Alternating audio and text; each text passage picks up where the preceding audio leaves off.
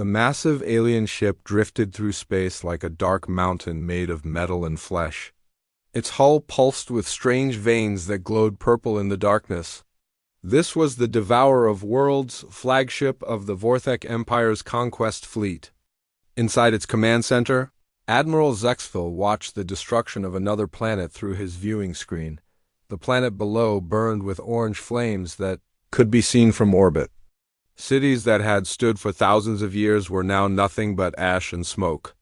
The beings who once lived there had tried to fight back with their primitive weapons, but it made no difference.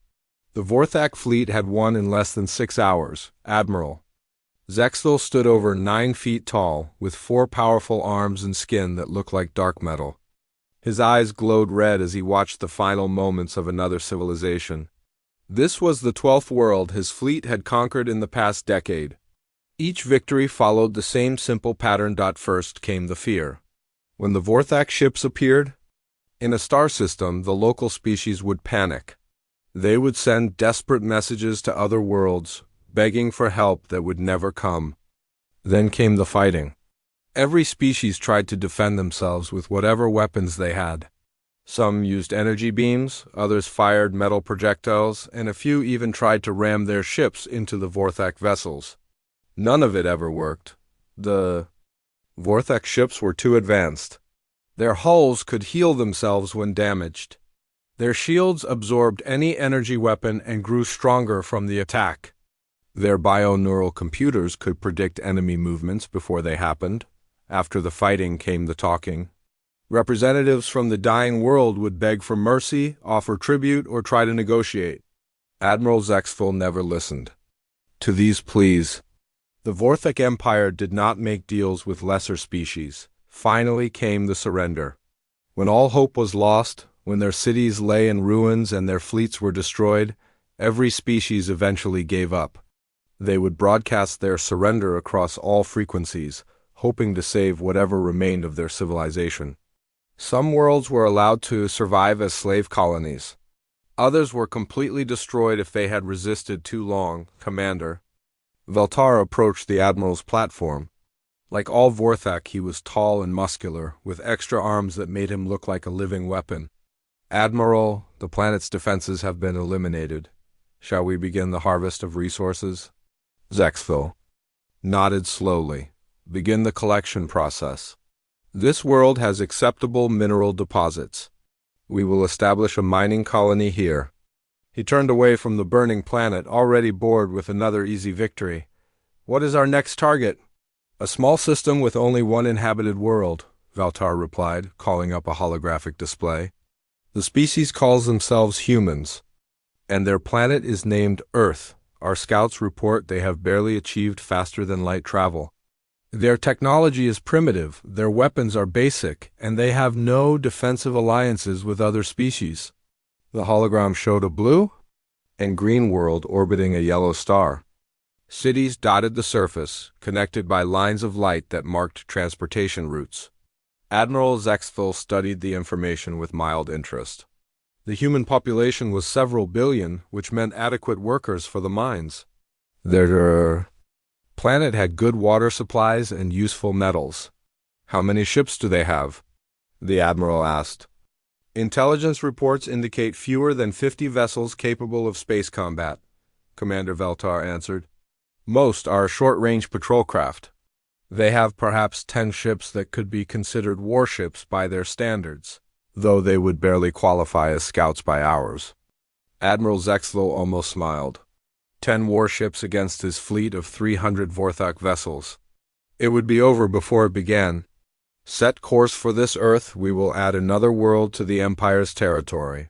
The Vorthak fleet turned through. Space like a school of metal fish, their biomechanical engines leaving trails of purple energy. Each ship was a work of living art, grown rather than built. The Vorthak had learned long ago that biological technology was superior to purely mechanical systems. Their ships could think, adapt, and repair themselves. They could learn from each battle and become stronger as the fleet traveled through. Hyperspace toward Earth, Admiral Zexfil reviewed the tactical data on human military capabilities. Their weapons used simple chemical explosives and basic energy systems. Their armor was made from crude metals that would offer no protection against Vorthic bio-disruptors. Their ships moved slowly and could not change direction quickly. They appear to be a warrior species, noted Chief Analyst Kravith. A smaller Vorthak whose job was to study conquered races? Our scouts observed numerous conflicts between different human groups. They fight each other frequently over resources, territory, and ideology. Excellent, Admiral Zexfel replied. A divided species will be easier to conquer. We can use their own conflicts against them, but Krivith looked uncertain. There is something unusual in the reports, Admiral. When faced with superior enemies, humans do not always surrender. Some of their military units have fought to complete destruction rather than give up. This behavior does not match our standard conquest models. Admiral Zexfel dismissed this concern with a wave of one of his hands. Primitive bravery means nothing against advanced technology. They will learn quickly that resistance is hopeless. The journey to Earth took 3 standard cycles. During this time, the Vorthok crews prepared their weapons and reviewed invasion procedures. The bioships grew new weapon pods and reinforced their armor plating. The neural networks calculated thousands of possible battle scenarios, all ending in easy Vorthic victory. When the fleet finally dropped out of hyperspace at the edge of Earth's solar system, Admiral Zexfel felt the familiar satisfaction of another conquest about to begin. The blue world hung in space ahead of them, unaware that its fate had already been decided. "Begin sensor sweeps," he ordered. "Locate all human military vessels and defensive installations." The scanner operator, a young Vorthak named Deximer, worked at his bio-neural console. The living computer interfaced directly with his nervous system, allowing him to process information at incredible speed. "Admiral, I am detecting one human vessel moving to intercept our fleet." Admiral Zexfel paused. "One vessel? Are you certain?" "Yes, Admiral. It is a small ship, perhaps 200 meters in length. Our computers classify it as a light cruiser. By human standards. It is broadcasting identification signals as the USS Dakota." The Admiral stared at the tactical display showing the tiny human ship approaching his massive fleet. 300 Vorthic warships, each one larger and more powerful than anything the humans had ever built, and they were sending a single vessel to oppose them. "This must be some kind of mistake," Commander Veltar suggested. "Perhaps their leaders do not understand the size of our fleet. Or perhaps," Admiral Zexfel said slowly, "they are even more primitive than we thought." He activated the communication system. "Open a channel to this human vessel. Let us see what they have to say before we destroy them." The communication link established, and the image of a human appeared on the viewing screen. He was much smaller than a Vorthek, with pale skin and short brown hair. He wore a blue uniform with metal symbols on the collar. Despite facing impossible odds, the human looked calm and confident. "This is Captain Jake Morrison of the United Earth vessel Dakota," the human said. "You are entering Earth space without permission. State your intentions." Admiral Zexfel was amused by the human's boldness. "I am Admiral Zexfel of the Vorthek Empire. We have come to claim your world for our territory. You will surrender immediately or be destroyed." The human captain listened to the translation, then smiled slightly. "Thanks for the warning, Admiral, but I'm afraid we'll have to decline your offer. Earth isn't for sale." This response surprised Admiral Zexfel. Every other species had shown fear when faced with the Vorthic fleet. This human seemed almost relaxed, as if he was discussing the weather instead of the conquest of his entire world. "You cannot be serious," the Admiral replied. "We have conquered 12 worlds. Our fleet consists of 300 warships. You have one small vessel. Resistance is impossible." Captain Morrison nodded thoughtfully. "You're probably right about the odds, Admiral. But here's the thing about humans. We don't give up easy, especially when someone threatens our home. That one small vessel you mentioned? It represents everyone on Earth who's willing to fight for their freedom. The communication ended, leaving Admiral Zexthal staring at a blank screen. In all his years of conquest, no species had ever refused to surrender when facing such overwhelming force. Perhaps these humans were insane. "Admiral," Commander Veltar asked, "shall we destroy the human vessel?" Admiral Zexthal considered the question. The smart thing would be to eliminate the ship immediately and proceed with the invasion. But something about the human captain's confidence bothered him. What? Did they know that the Vorthak did not? "Send 3 cruisers to destroy the human ship," he ordered finally. "But tell them to be careful. I want to understand what makes these humans think they can oppose us." As the Vorthak attack ships moved toward the lonely human vessel, Admiral Zexthal watched with interest. In a few minutes he would have his answer. Captain Jake Morrison stood on the bridge of the USS Dakota, watching the 3 alien ships approach on his main screen. Each enemy vessel was twice the size of his ship and glowed with an eerie purple light. Behind them, the rest of the Vorthak fleet waited like a dark cloud against the stars. The Dakota was not a large ship by any standard.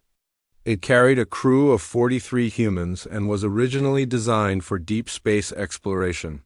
When Earth's government realized an alien invasion was coming, they had quickly added weapons and upgraded the shields. It was the best they could do with only 2 weeks to prepare. "Enemy ships closing to weapons range," reported Lieutenant Amy Ross from her position at the communications station. She was young, maybe 25, with short red hair and nervous hands that shook slightly as she worked her controls. Chief Engineer Lisa Park looked up from her console where she was monitoring the ship's power systems. "Captain, I've got the new defensive array ready to test. The modifications we made should help, but I won't know for sure until they actually shoot at us." Jake nodded and walked over to where his navigator, Tony Garcia, was plotting escape routes. Tony had served on cargo ships before joining the military and knew how to find paths through asteroid fields that larger vessels couldn't follow. "How? Are we looking for quick exits?" Jake asked. "I've got 3 possible routes mapped out," Tony replied, pointing to his screen. "But Captain, those alien ships are fast. If we run, they'll catch us within 10 minutes. Jake studied the tactical display showing the approaching enemy vessels. Every instinct told him to retreat, to preserve his ship and crew for a better opportunity, but there was no better opportunity. If the Dakota ran now, the aliens would proceed to Earth and begin their attack on defenseless cities. "All hands, this is the captain," Jake announced over the ship's communication system. "We're about to engage a superior enemy force. I won't lie to you about our chances, but remember why we're here. Every minute we keep these aliens busy is another minute for Earth to prepare its defenses." Dr. Kevin Walsh, the ship's science officer, looked up from his sensor readings. "Captain, I'm detecting some interesting energy patterns from their ships. Their weapons seem to be biological in nature, almost like living tissue. Can we defend against them?" Jake asked. "I'm working on it," Lisa Park called from her engineering station. "The defensive modifications I made should adapt to different energy frequencies. It's based on old research about variable shield harmonics." The 3 Vorthak cruisers moved into attack formation. Each ship was elegant and deadly, with curved hulls that seemed to pulse with life. Strange tendrils extended from their weapon ports, crackling with purple energy. On the lead Vorthak vessel, Sub-Commander Thylex prepared to fire. He was young for a Vorthak officer, eager to prove himself in battle. The human ship looked pathetic compared to his bio-cruiser. This would be an easy kill. "Target the human vessel's power core," he ordered his weapons officer. "1 shot should be sufficient to destroy them." The bio-disruptor beam lanced out through space, a concentrated burst of energy designed to tear apart any known material. The purple beam struck the Dakota directly in the center, where it should have punched through the hull and vaporized the ship's reactor. Instead, something impossible happened. The beam seemed to bend around the human ship, flowing over the hull, like water over a rock.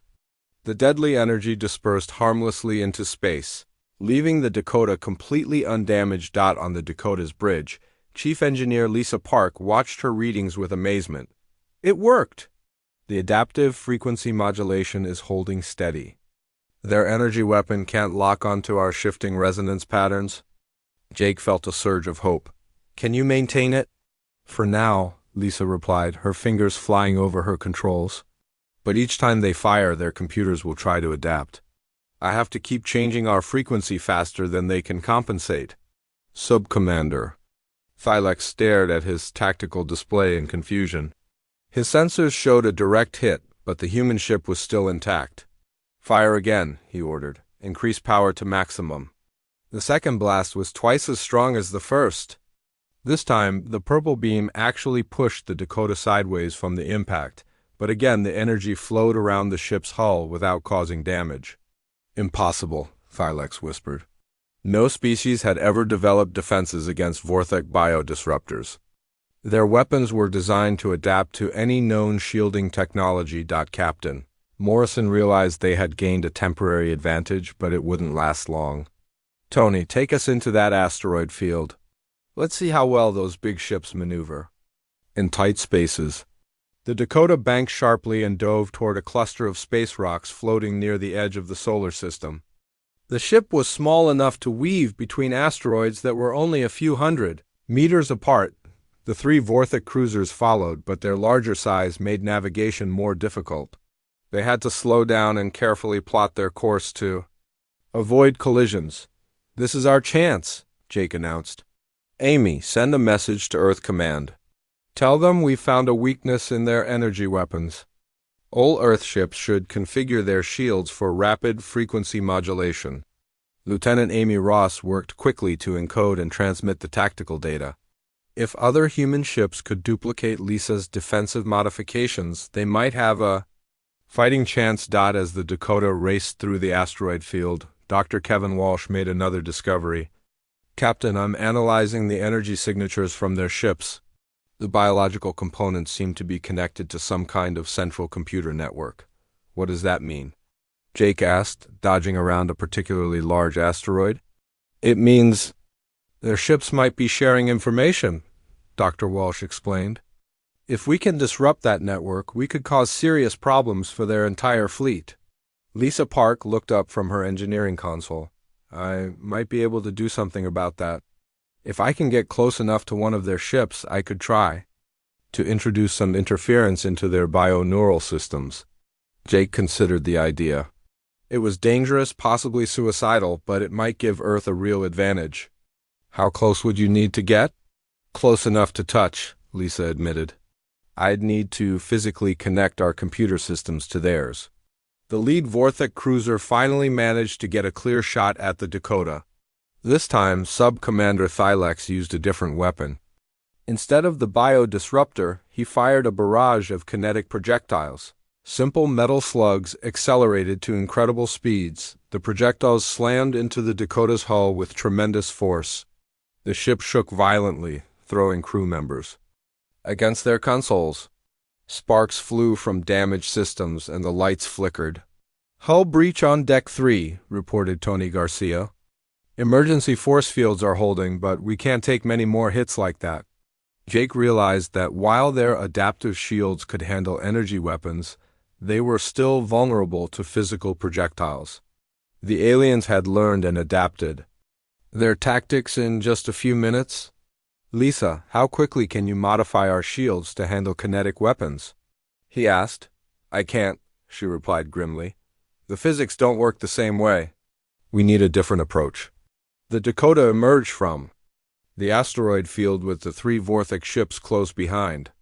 More alien vessels were moving to intercept them, cutting off possible escape routes. Captain, Dr. Walsh called out, I'm detecting something interesting. When we took those hits, our computer systems automatically sent out some kind of feedback. Pulse. It might have interfered with their targeting systems. Jake looked at the tactical display. The pursuing alien ships had spread out more than necessary, and their formation looked disorganized. Are you saying our computer glitch affected their ships? It's possible, Dr. Walsh replied. If their bioneural networks are connected, then any unexpected input could cause problems. An idea began forming in Jake's mind. It was crazy and Dangerous, but so was everything else they were doing. Lisa, could you deliberately overload one of our systems to create a bigger feedback pulse? I could probably overload the navigation computer, Lisa answered. But it would leave us flying blind for several minutes. Do it, Jake ordered. But first, Tony, plot a course directly at their largest ship. If we're going to be flying blind, let's at least be flying toward something important. Tony's eyes widened. Captain, are you planning to ram them? Maybe, Jake replied with a slight smile. Or maybe I'm planning something even crazier. The Dakota changed course and accelerated directly toward the lead Vorthok cruiser. Sub-Commander Thylex watched the human ship approach and prepared to destroy it with a concentrated barrage of weapons fire. Ready the feedback pulse, Jake announced to his crew. This is either going to work brilliantly or get us all killed. Lisa Park's hand hovered over her controls. Pulse ready, Captain. Fire! The Dakota's navigation computer exploded in a shower of sparks, sending a massive electromagnetic pulse through the ship's systems and out into space. The pulse reached the Vorthok cruisers just as they were preparing to fire. Suddenly, the alien ships began spinning wildly through space. Their bio-neural networks, overwhelmed by the chaotic input from the human computer, couldn't process the conflicting information. Weapons fired randomly in all directions. Ships collided with each other as their navigation systems failed. Admiral Zexthal stood in the command center of the Devourer of Worlds, staring at damage reports from 6 of his ships. The 3 cruisers that had first engaged the human vessel were still spinning slowly through space, their crews working desperately to regain control of their bio-neural systems. 3 more ships had suffered similar malfunctions when they tried to assist the disabled vessels. The Admiral's forearms clenched into fists as he read the reports. In over a decade of conquest, the Vorthok Empire had never lost a single ship to enemy action. Now, 1 small human vessel had disabled 6 of his cruisers without firing a single weapon. Commander, Veltar approached with additional data. Admiral? Our technical crews have restored basic functions to the damaged ships, but their bio-neural networks are still experiencing problems. The computer systems keep trying to process something they call human behavioral patterns and getting trapped in logic loops. Explain, Zexthal demanded. Chief Analyst Krivith stepped forward, holding a data tablet that flickered with corrupted information. The human ship somehow introduced random data into our computer networks.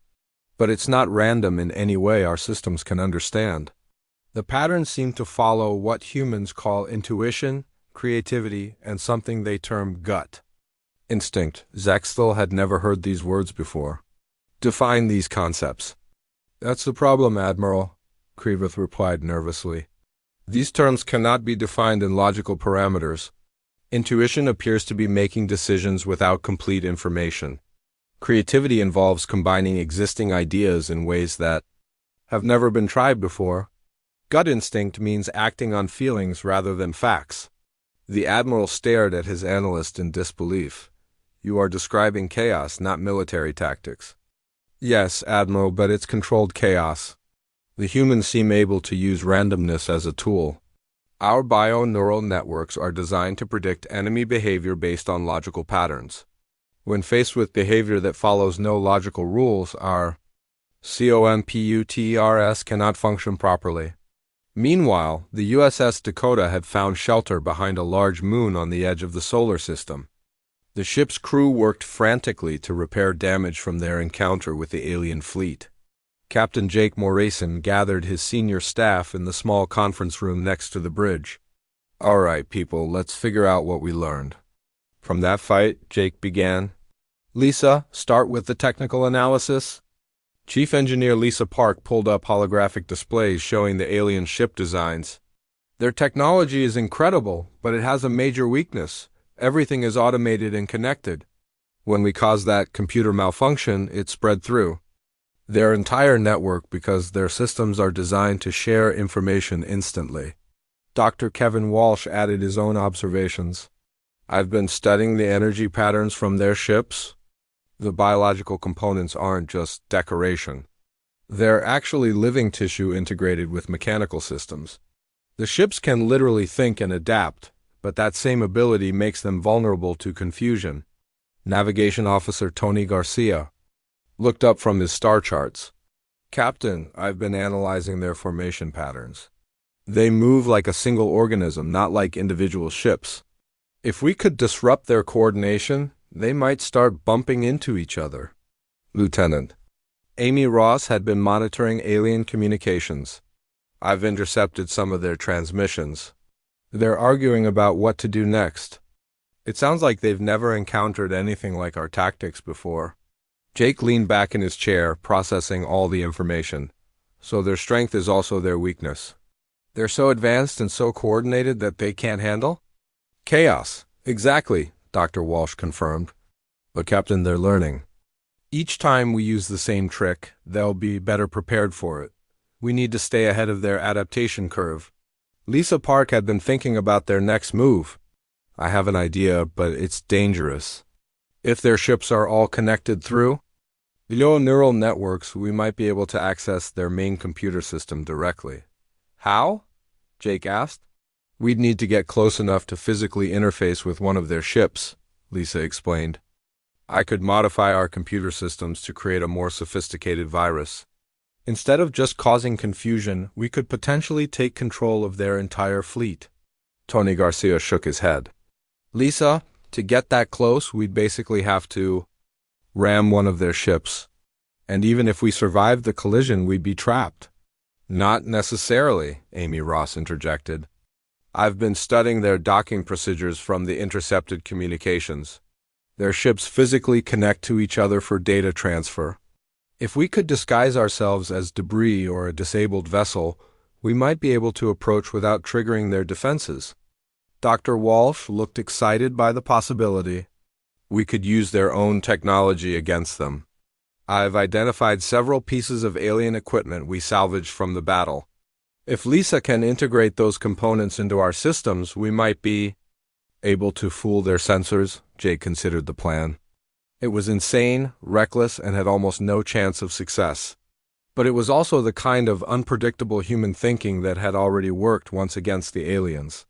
How long would you need? To prepare? He asked. 6 hours, Lisa replied.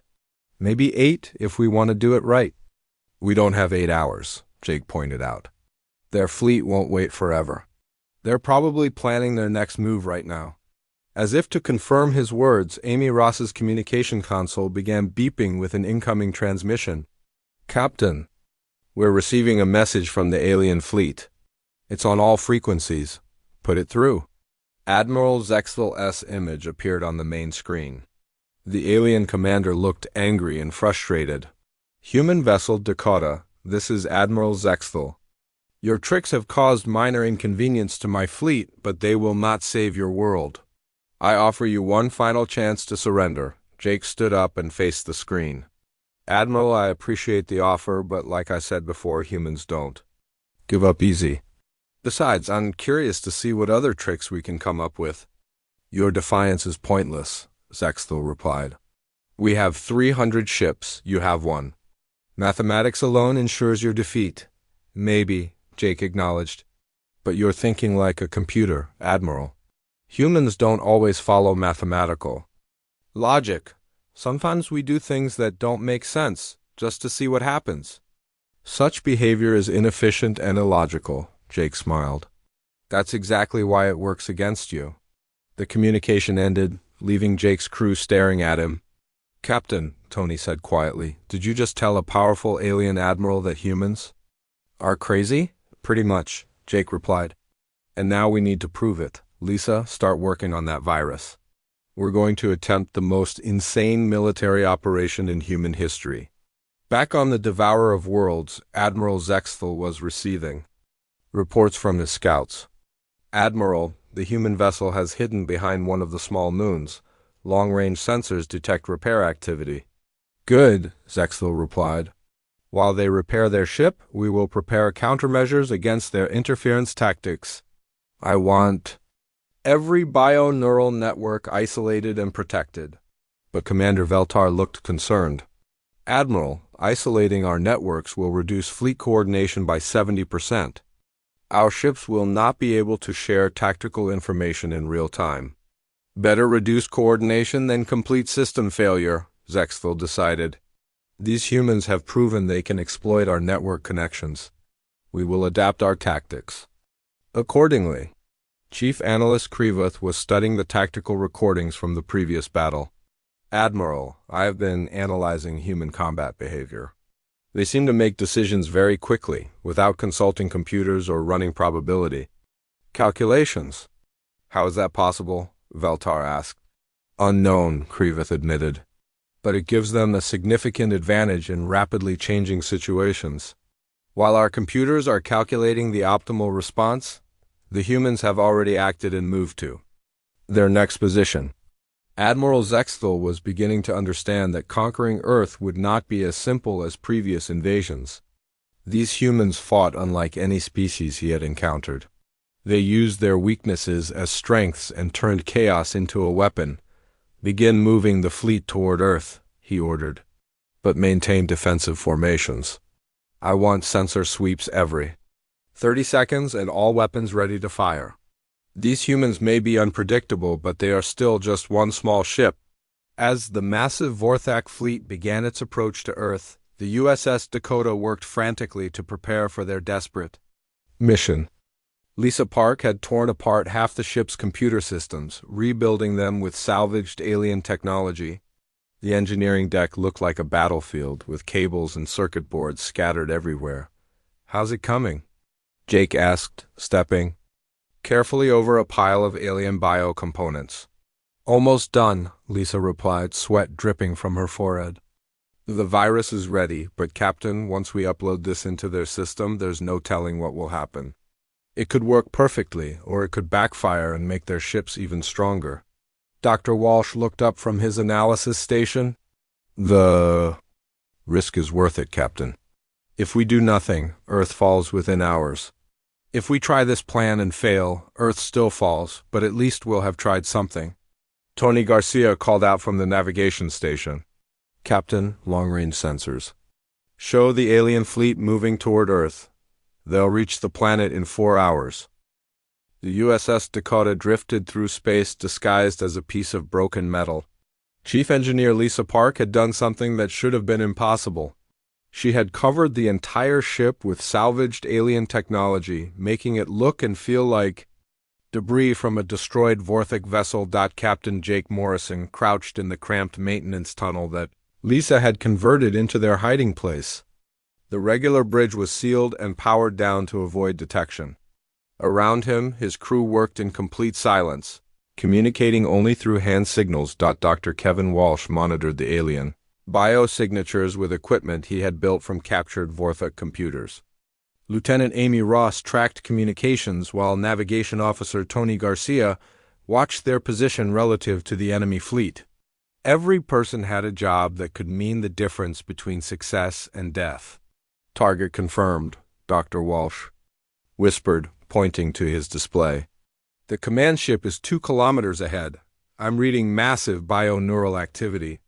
That's definitely their main computer center. Lisa Park checked her modified systems one more time. The virus she had created was loaded and ready. It was not designed to destroy the alien computers, but to teach them something far more dangerous: how to think like humans. The plan was simple in concept, but nearly impossible to execute. They would drift close to the Devourer of Worlds, dock with the massive ship, and upload the virus directly into the Vorthak command network. Then they would escape before the aliens realized what had happened. Docking port identified, Tony Garcia reported quietly. It's a maintenance airlock on the ship's lower hull. Looks like it's rarely used. Captain Morrison studied the approach through a small observation window.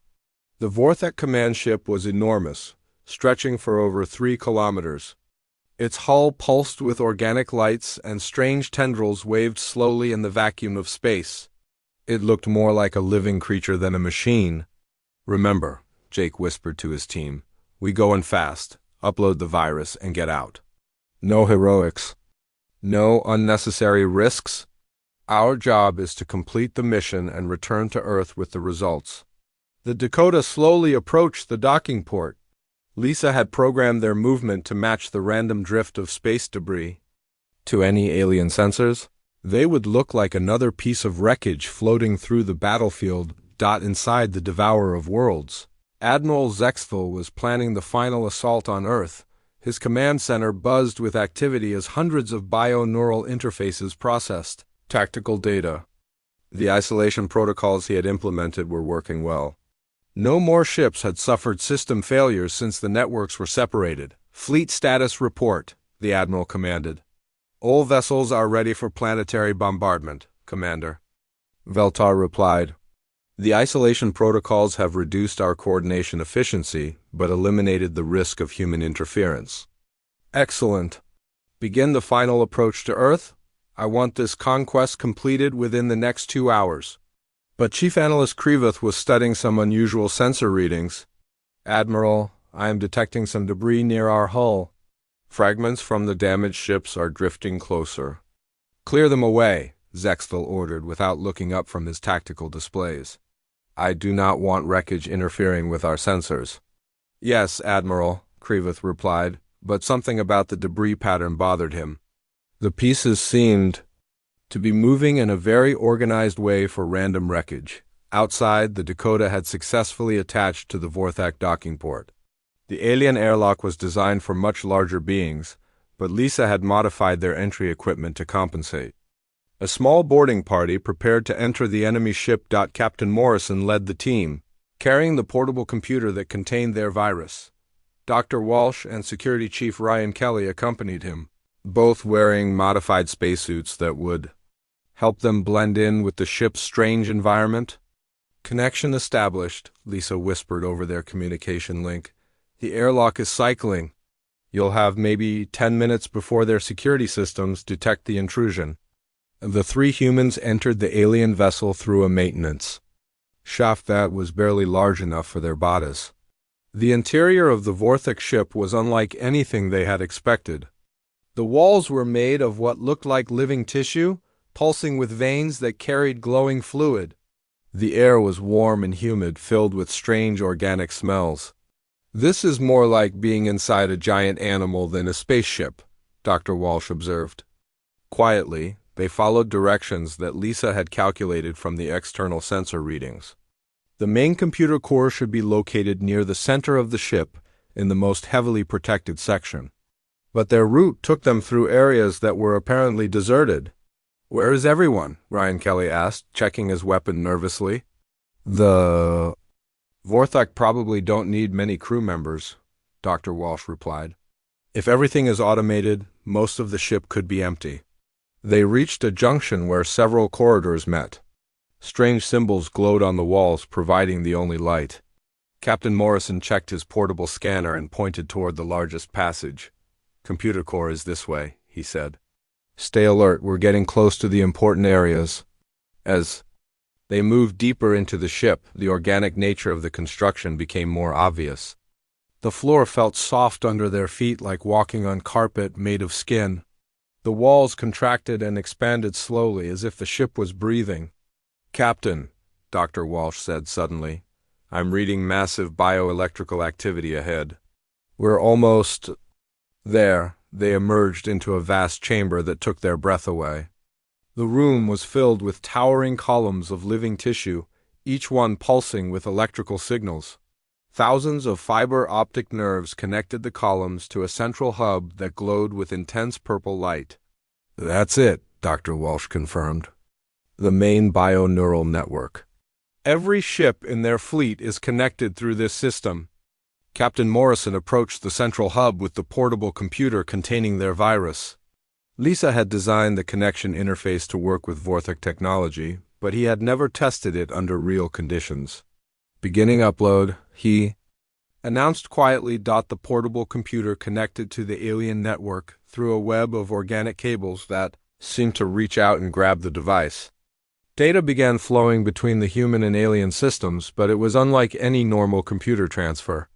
It's working, Dr. Walsh reported, watching his scanner. The virus is spreading through their network.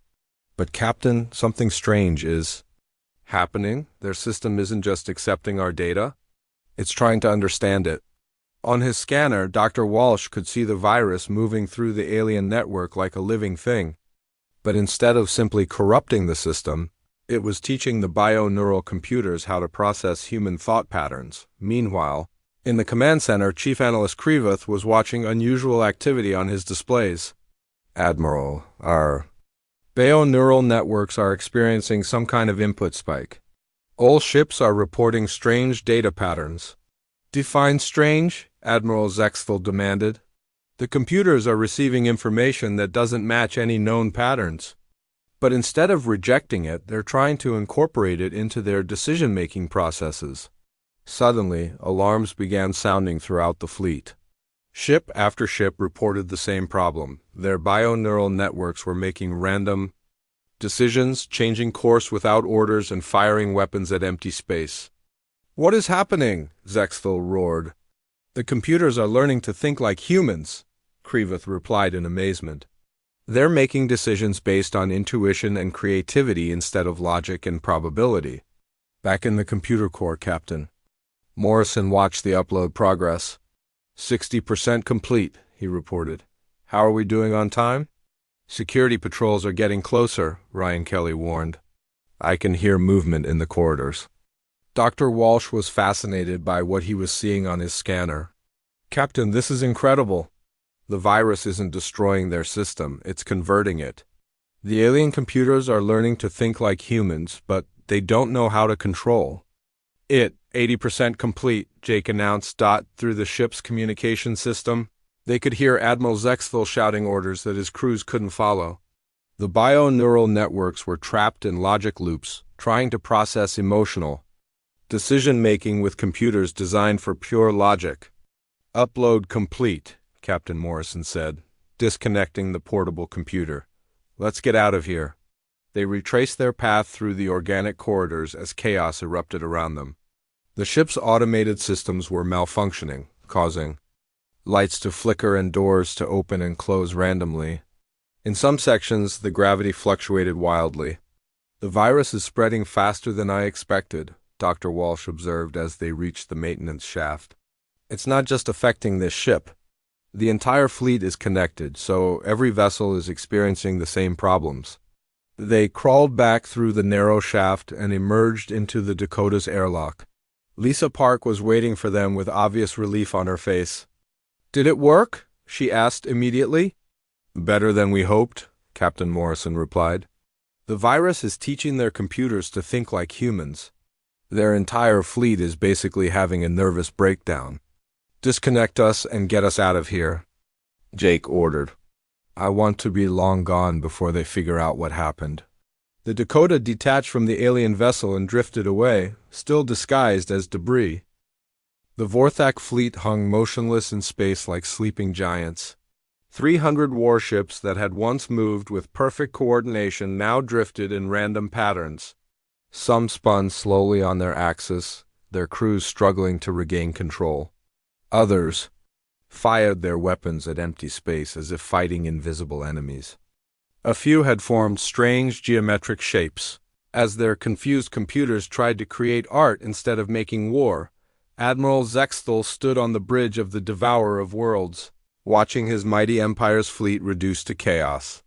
The bio-neural networks that had made his ships so powerful were now their greatest weakness.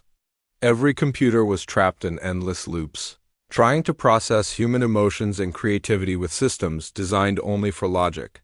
"Status report," he demanded. Though he already knew the answer would be bad, Commander Veltar approached with his data tablet, his forearm shaking slightly. "Admiral, 60% of our ships cannot respond to basic commands. The remaining 40% can move, but their weapon systems are unreliable. The bio-neural networks keep trying to make decisions based on something they call artistic expression." "What does that mean?" Zexthel asked. Chief Analyst Krivoth had been studying the virus effects for hours. "The human virus taught our computers to value beauty over efficiency. Ship number 47 is currently trying to arrange itself into what it considers a pleasing pattern. Ship 72 keeps firing its weapons to create colorful light displays," Admiral Zexthal felt something he had never experienced in decades of conquest: complete helplessness. His advanced technology, his superior firepower, his perfectly coordinated fleet, all reduced to nothing by a handful of humans who thought like no other species in the galaxy. 20 kilometers away, the USS Dakota approached the alien fleet with its communication systems active. Captain Jake Morrison stood on his bridge, looking at the chaos they had created. His crew of 43 humans had accomplished something that military experts would have called impossible just hours earlier. "Open a channel to the entire Vorthak fleet," Jake ordered. "I want every ship to hear this." Lieutenant Amy Ross worked at her console, broadcasting on all frequencies. "Channel open, Captain. You're speaking to every alien vessel in the system." Jake straightened his uniform and faced the main screen, knowing that hundreds of thousands of alien eyes were watching him. Behind him, his crew stood at their stations, proud but tired after their incredible mission. "Admiral Zexthal, this is Captain Jake Morrison of the United Earth vessel Dakota. I think it's time we had a serious conversation about your future plans." On the Devourer of Worlds, Admiral Zexthal accepted the communication link. The human captain appeared on his screen, looking calm and confident despite facing an enemy fleet that still outnumbered him 300 to 1. "Captain Morrison," Zexthal replied, "you have caused considerable damage to my fleet with your virus. But do not think this makes you victorious. We still have superior numbers and firepower." Jake smiled slightly, the same expression he had worn during their first encounter. "Admiral, I respect your determination, but I think you're missing the point. This was never about superior numbers or firepower. This was about proving something important to both our species." "Explain," Zexthal demanded. "You came here expecting another easy conquest," Jake continued. "Another species that would panic, fight with predictable tactics, and eventually surrender when faced with overwhelming odds. But humans are different.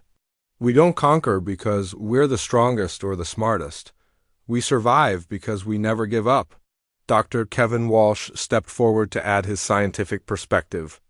"Admiral, your technology is remarkable, but it's become too dependent on logic and predictability. The virus we introduced didn't damage your systems, it educated them. Your computers are now trying to process human concepts like hope, creativity, and the willingness to sacrifice for others." Admiral Zexthal listened carefully. "These concepts you mention have no tactical value. They cannot be quantified or used in battle calculations." "That's exactly why they work," Jake replied. "Your empire succeeded because you fought enemies who used logical strategies and predictable responses. But humans make decisions based on things your computers can't calculate. We act on intuition when logic says we should retreat. We take impossible risks to protect others. We fight not because we can win, but because fighting is the right thing to do." Chief Engineer Lisa Park joined the conversation, explaining the technical aspects. "Your bio-neural networks are incredibly advanced, but they're designed to process information in very specific ways. When we introduce chaotic human thought patterns, your computers tried to incorporate them into their decision-making processes. But machines can't truly understand concepts like courage, hope, or love." Admiral Zexthal was beginning to understand something that challenged everything he thought he knew about conquest and warfare. "You are saying that your weakness became a strength. Our unpredictability, our emotional decisions, our refusal to surrender even when logic says we should," Jake confirmed. "Those aren't weaknesses, Admiral. They're what make us human. And they're why your empire will never be able to conquer Earth." Lieutenant Amy Ross had been monitoring communications throughout the Vorthak fleet. "Captain, I'm detecting increased activity on their command frequencies. It sounds like ship commanders are regaining some control of their systems." Jake nodded. He had expected the aliens to eventually overcome the virus effects. "Admiral, your crews are probably working hard to restore normal functions to your ships. They'll succeed eventually. Your technology is too advanced to be permanently disabled by our virus." "Then why are you telling me this?" Zexthal asked suspiciously. "Because I want you to understand something before you make your next decision," Jake replied. That single ship you dismissed when you first arrived. It represents every human who ever faced impossible odds and chose to fight anyway. We're not just defending Earth, we're showing the galaxy that some species will never surrender, no matter what. Dr. Walsh added more details about their analysis. Admiral, we've studied your conquest patterns. You've been successful because you fought species that followed predictable military doctrines. But human tactics are based on adaptability and creative problem-solving. Every challenge makes us stronger and more innovative. Admiral Zextel was processing this information when Commander Veltar approached with an urgent report. Admiral, we're receiving communications from several other species in nearby star systems. Word of this engagement is spreading. Some of the worlds we conquered are asking questions about human defensive capabilities. Chief Analyst Kriveth looked worried. Admiral, if other species learn that the Vorthic Empire can be successfully resisted, it could inspire rebellions throughout our territory. Jake heard this exchange and understood its implications. Admiral, you're facing a choice. You can try to repair your ships and continue this attack. Maybe you'll succeed. Maybe you'll destroy Earth and my crew. But the knowledge of what happened here will spread throughout the galaxy. Every species you've conquered will know that. The mighty Vorthic Empire was stopped by 43 humans in a single small ship. The weight of this realization settled on Admiral Zextel.